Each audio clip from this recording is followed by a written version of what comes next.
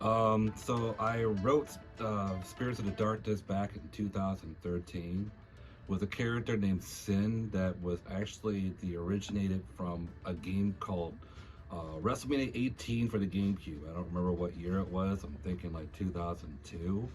But it was a little character I created. It was on like a wrestling character, and I used to plan like matches and storylines for him on there. It was him and his character named Xavius, who was like his arch nemesis for this whole like wrestling event. And I don't know, it was pretty cool. I used to have fun with that.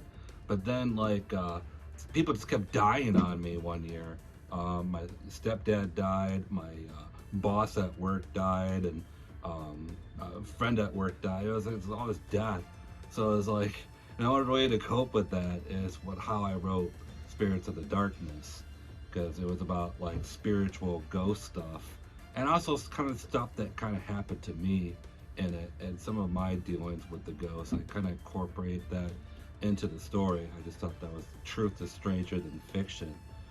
But I I decided to write this novel. So I had like a whole bunch of different ideas for it. And my main inspiration for it was Never Ending Story and Zelda, of all things. So I just kind of like meshed them together to try to come up with this. And I just wanted to have my own little sandbox thing to have fun with. So I came up with the idea of him going to like different worlds that kind of have to exist to make up our own. So and I figured that'll be cool because like you just never know about the worlds beyond. Something is beyond human comprehension. So I kind of developed it from there, and then I just come up with like the what ifs, which basically what these worlds are. Like, what if like the world hates you, and like everyone wants to kill you. Like, everyone in the entire world wants you dead. Just you, you know. So it's like in those type of scenarios that he goes into. It's just like the weird and unusual where these worlds are basically like failed worlds, experimental worlds that had to exist in order to perfect our world. So there's all these different flaws and different weird things happening, and really logic and physicality and all that stuff just doesn't really have to exist because anything can really happen in much of these worlds because he's not really even supposed to be there. So in the Spirits of the Darkness book, what happens in it is it's about this kid named Sinclair who's called Syn in the spirit world. They call him that because he was given the name because of reasons. But so he has to find, these ghosts have to help him find this artifact that basically helps, it's like a key to go between life and death. So like, of course he's in the world of life, but then he can travel to wherever the dead goes, and then he can also come back. But it's not guaranteed that he will come back. He's basically taking a risk every time he goes over there, and hopefully he'll be able to find his way back. So but the only way he can find this one is in the Temple of Islabot, which is in South America. So he has to seek out this archaeologist named Lance Cobblestone, which honestly, this Lance Cobblestone is like the favorite character I wrote in the book. In all the books, actually. He's in all five. But he helps him go to South America after some convincing because he really wants to find this artifact to go into South America. And it is here where like he finds like the first actual worlds to go to these other worlds to find his artifact. And I thought that was actually pretty cool in the book. And I had a lot of fun writing it too, because his first encounter there is when he gets to the Temple of Islabak, he is able to travel like in this mirror. And in the other side, he finds out that like all these people have to cross this bridge to the other side, but it's guarded by what's called cheetah spiders. There are these really giant spiders with like cheetah skin, and of course none of them make it, and then all of a sudden Syn has to go through it. But it was really fun to write. But in here he goes to the Spirit Temple, which the Spirit Temple is used in all five books. It's here where he meets this character named Harlem, and then he meets a character named Lolita. Now the Harlem character is the one who kind of guides Syn. She's sort of like the guardian angel to him in some ways. She actually came to me from a dream when I was a kid. So like, that's where this character sort of came from. I was going to make a book called Harlem, But I decided to put this Harlem character in this book because I figured I'm never going to write this book. So I'll just make her a character into this book. But the book would have been great. I just didn't feel like writing it. Because it was really about her being a guardian agent to a girl that dies. And then she finds this other guy to help, bring this girl to justice by finding her killers. So I thought that was a really good, interesting idea. But I figured that would be kind of a backstory to the Harlem in this book, which goes into the second book. But anyway, so that's where the Harlem character comes from. And then there's the Selena character. She didn't really come from anything, but she did die with the spiders. And then she sort of kind of helps Syn with his journey. But eventually he ends up finding the artifact. And he ends up bringing it home.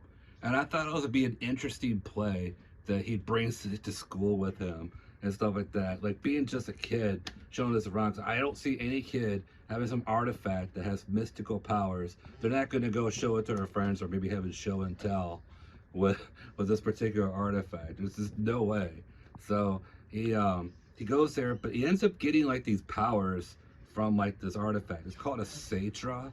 And what it is basically, it's like a hilt that's made out of like some kind of weird craftsmanship, but there's two blades that protrude on it, and there's this jewel that's on there, but when the jewel glows, that's the calling of the spirit world where the spirit temple is. And then what he does is that the blades will protrude, fans it, and then he creates like this lighted gate that he can pass through. So or called a portal in the book. So yeah, but then like, of course, like problems ensue. And like the main story of this book is that his good friend Matt dies, and he uses his Satra to find who the killer is by going back into these worlds. And I thought that was a really good premise for this book. And then one of my favorite aspects, and if there were a movie I still wanted in there, is with the giant turtle with the city on his back, which I sort of came up with when I had a turtle. And I was just examining this turtle. I was like 13, I think, 12, 13. I had a turtle named Kraid. And like my dad was moving out of the house. Their parents were getting divorced. So in order for me to block that out, I just imagined there's a city on the back of this turtle and just used my imagination. So that's why I put it into this book. And I thought that was pretty sweet. So, but yeah, he ends up going there, but he ends up catching the killer, and then all is well. But then at the end of the book, Syn finds out that all these ghosts need his help, and that just sort of ends the book, and it goes into Ghost of the Medallion. Now there's 5 books, and I was originally going to write 6 books, but then I decided there's going to be a 5-act structure type of deal. So the first book, Spirits of the Darkness, is the prologue. The last book, The Last Spiraquist, is the epilogue, and then the 3 books in between is Act 1, Act 2, and Act 3. So Ghost of the Medallion will be Act 1, Soul of the Serpents, Act 2, and then Act 3 for Guardians of the Nether. So that's how I kind of developed it, and that's how I wanted it to stay. Now, Ghost of the Medallion was originally going to be a prequel. I was trying to hip and haunt. I knew where the story was going to be. It was going to be in a haunted house, and I really liked the idea because I used to see all these little haunted house documentaries, whatever.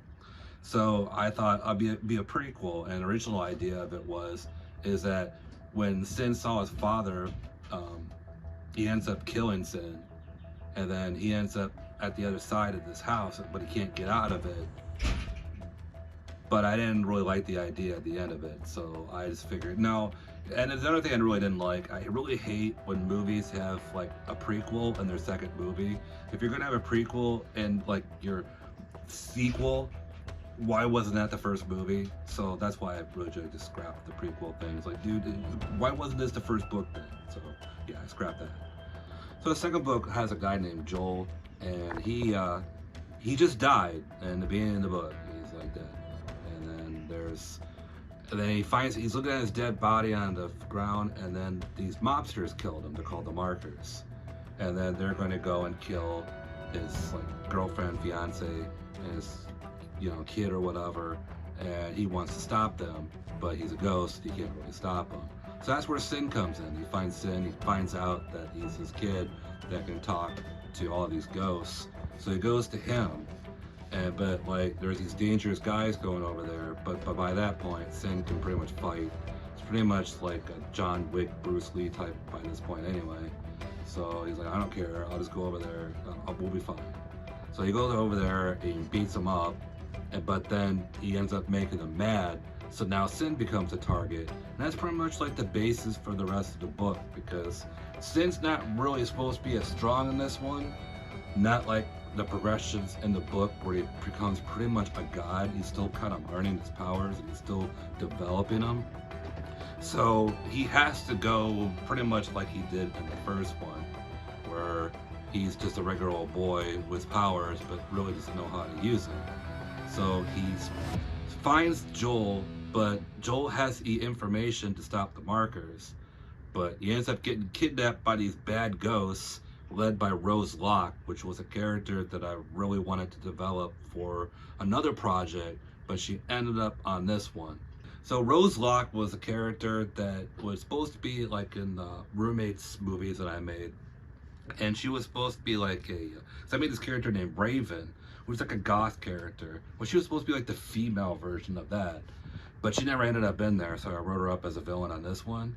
And she came from like this a picture that I saw of like this really like this dark girl voice with these girl ghosts with like red eyes. It was really creepy. So I was like, and I just thought of that, and that's how I kind of developed the character. But she's like the main villain holding Joel, but Syn can't get Joel back to stop the markers because she wants something from him, which is basically an artifact, the Medallion, that will help them bring them to life into this world. So when you wear this medallion, you turn into solid form, and then you are now walking the earth as a living person instead of a ghost. So Syn has to find this artifact or bring it to him, and then get Joel to help them bring in the markers. So that's pretty much the basis of that book. But my favorite of that book, though, was probably the ending to it. Definitely the ending.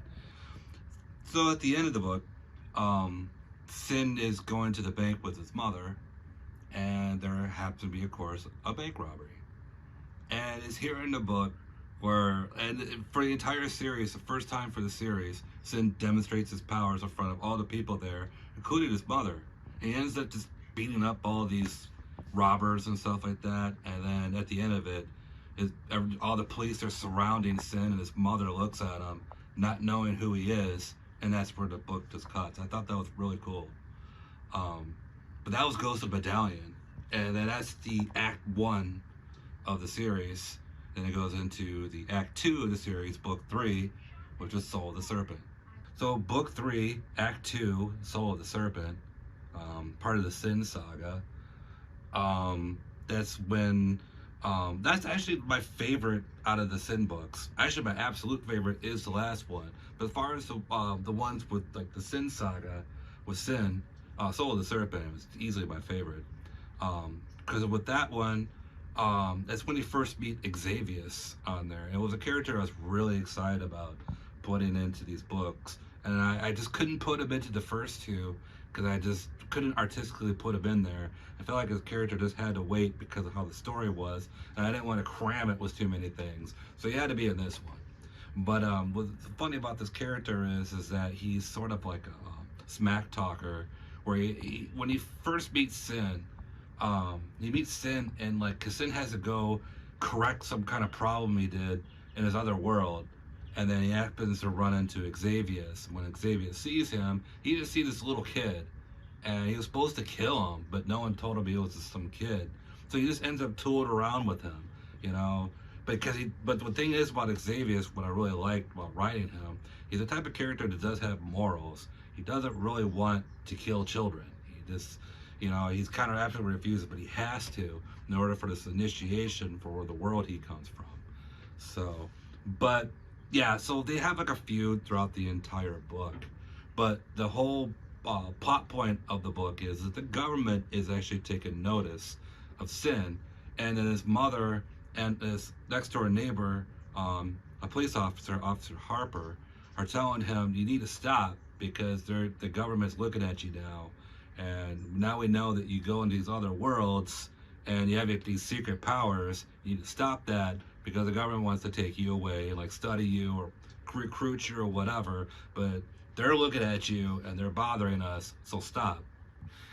And they already have a visit from this one retired CIA agent, um, Darren Fisher, and he wants Syn for something. He basically wants him to bring him to these other worlds because he knows about it, and he knows about it from an inscription that foretold him that it was supposed to be Syn. So he finds him because when Syn did that thing at the bank, there's a whole video of him. So he saw the video and he matched it with this art that he saw of him. So now he's tracking him down and trying to get him to go lead him to these other worlds because he wants something. And that's pretty much what the whole book is about. That, and there's also a love subplot with his friend Colin, but Syn does as well. And that was inspired by my mom talking to me about honor killing. So I thought that was really interesting and kind of an issue. So I wanted to put it into this book. So Soul of the Serpent ends with Syn kind of moving in with his mother's new flame, or husband or whatever. And he had to move away from his hometown, Covenant Cove, which is like a trailer park, which was in like these 3 books. And now he has to move away from it, which kind of leads into Act 3, Book 4, Guardians of the Nether.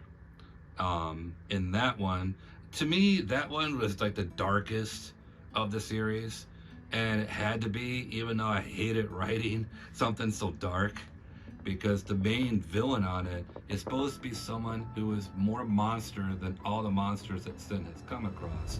And he's a guy who kills people without any remorse. And this guy makes Syn's life a living hell. Ends up killing his mother and the father or the new father in the family. And it just sets Syn into kind of a rage. And he ends up becoming something that he never really wanted to be. And at the end of the book, it sort of leads into the destruction of the world. So yeah, there's a lot of dark tones in it. Definitely the darkest. And a lot of people die in it. And by the end of the book, I thought it would be, like, I almost wanted to end it with that one, but I had to write the epilogue, which was Book 5, The Last Spiraquist. So The Last Spiraquist, actually, I didn't want to write it. I was just so tired of writing it at that point, but I ended up loving it and becoming obsessed with writing it. It was so good to me that, like, I just couldn't wait to see what the next scene was. Because in this one, it kind of takes a different turn from the rest of the series of what I wanted, which focuses on Syn's half-sister, Kira, and the destruction of the world in the aftermath of what happened with that.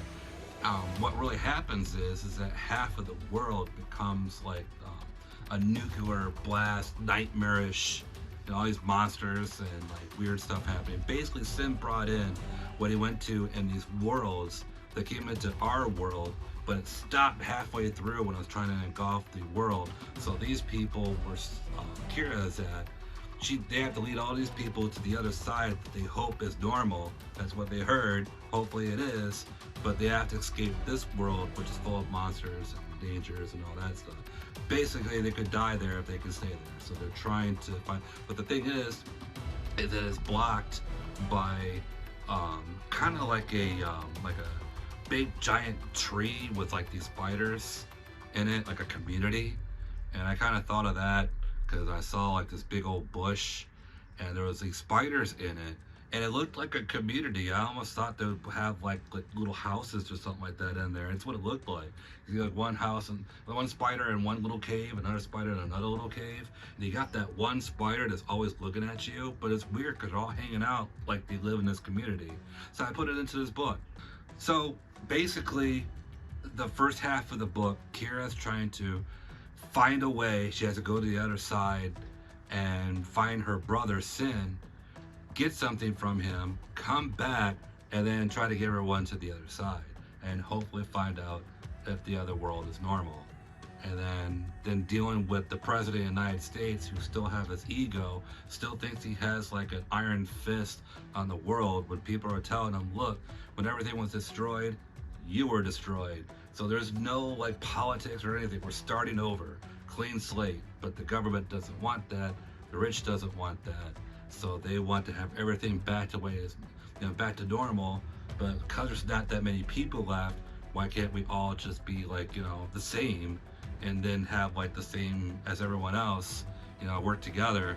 But so it's like a bunch of different conflicts and all that stuff. So it's just stuff that I feel probably could happen in real life. So, but it is the finale of the series and possibly my most favorite. I really did enjoy writing it, and I'll probably never enjoy writing something like that ever again. But I definitely really recommend everyone to check that one out. So the purpose of why I wrote these books is because I wanted to kind of understand the process of life and death. I always been kind of fascinated by that because after so many people died from me, and we did our little ghost huntings, I realized there might be kind of a world beyond that we probably don't even know about. So with these books, it was just kind of helped me get like a deep understanding of it. And how I kind of envisioned it for this book, that it doesn't really say it on there, but what it is that our life form is always attached to another life form. So let's say our bodies would probably have our own little worlds inside, but it's an ongoing cycle of that happening. Now, is there like a true God? Who knows? But like, it's not trying to eliminate religion for people. It's just this own little what if thing, like I said, about these worlds. So it's a what if situation. What if life is a continuous cycle? You'll never find the end of it, who is the main person, because it's so endless. So that's where that kind of comes up from. But the big secret is that their true God really would be the reader, or ourselves. So it's like it's the world that's existing between us, but it's a really complicated system. Now the characters of Syn, or Sinclair, Colin, like his friend Colin, and then the other character, Timmy Pulltucker. There was always those three characters, but those three characters wasn't written by accident. The reason why I wrote these three particular characters, like Syn represents the person that people would want to be, people aspire to. Colin represents the person that's normal, people usually can be and usually are. Timmy Pulltucker represents who you don't want to be. So it's like three sides of ourselves that what these characters represents. Everyone has it. It's everyone's kind of like conflicting personalities type of deals. Now, Timmy Pulltucker was a character that he's the only character that I knew his character art from the beginning and to the end. And he even says in the first book that he is going to betray Syn. And Timmy Pulltucker ends up killing Colin, and that's because he was kind of killing a part of pretty much ourselves, basically. It's a really complicated system, but Colin represents just a part of somebody that is just gone, these three halves. And then Syn gets eliminated, so it's just Timmy Pulltucker, meaning everything's just sort of ends in failure in that regards for Syn. There was a chapter that was left out of the book. I wrote this chapter, it was chapter 2, and I took it out, and I kind of regret it now because I feel like it kind of needs it. It's basically what happens is that Syn goes to school and he meets Colin. He talks about that ghost that happened the night before, but then you see the bullies for the first time, and like the bullies that harass him throughout the entire book, and they're beating up on this kid. So Syn gets him off this kid, but instead of fighting him like he does later on when he gets that artifact, the Satra, they run from him and they get away from him. But I thought it was a good contrast that was in there to show how Syn he is to that point to when he gets a Satra and gets more confidence. So, but I ended up eliminating that out of the book. So when you see the bullies, you see them when he comes out of like this restroom when they face this monster later on in the book. But the context is there, but I never wrote the backstory of why they were there in the first place. So I kind of regret that. Well, as far as like making a movie is concerned for Spirits of the Darkness, geez, if there was ever a movie made, my only stipulation is have Brendan Fraser in it somehow. That, and I always wanted to see the giant turtle with the sea on its back happen, but I know that one would be really hard. But that's what I would want to have really in there. And plus, the last Spiraquist, I kind of know how the soundtrack would go for that one, so I would really work with that one because I always feel music is the most important part of film. Besides filming it and how it looks, but music's very important as well. So just those aspects, and hopefully, and also when you write these books, it has to be written in a certain way, otherwise you screw it all up. So they're really hard to write, but also fun at the same time. Well, the book I'm currently writing, the David and the Insignificant one, was a book that I've always wanted to write since I was a kid. But what's really motivating me to write this book is the main villain and like the backstory and the story overall. Because he's a villain, he's called the Komodo King, and how he conquers these lands. But he doesn't conquer it by violence or wars or anything. He conquers it psychologically. Because what he does is that he goes to these lands, he talks with the rulers and everything, and he brings in like theater, you know, like kind of like a Roman type of theater, his own little law, his own little like media type of deal. But what happens is that he bred these things called the influencers, and then he raised these people from birth to all pretty much praise him, and they just go out there and just make sure that he is praised, and then nobody can say anything bad about him. All this stuff basically scare people into making him into the ruler by saying, yeah, this guy should be a ruler, and this, because he knows that people can be easily brainwashed. And then these people vote him to be the ruler and get the other ruler out, who ends up magically disappearing right after that. So I just thought that was a good aspect of this character, the fact that he's able to rule these things. It takes time, but he does it by psychological means and uses war as a last resort.